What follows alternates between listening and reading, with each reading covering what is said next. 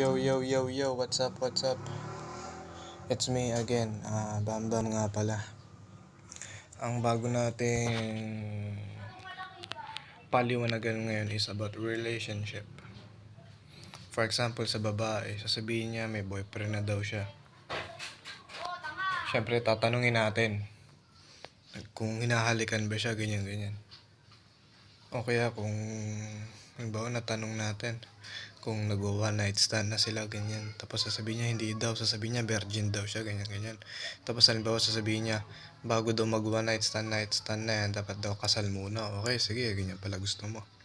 And then, tanong din natin kung kinahalik-halikan ba siya, kahit sabihin natin sa pisngi, shoulder, leeg, batok, noo. Ibig sabihin, kung hindi siya nagagano ng kanyang boyfriend, dapat tanggapin niyo to, girls, kung sakalang nararanasan niyo to. Isa lang ibig sabihin nun, hindi dahil mahihain ang boyfriend niyo. Isa lang ibig sabihin nun, maaring pangit ka. Yun lang yun eh. Accept it.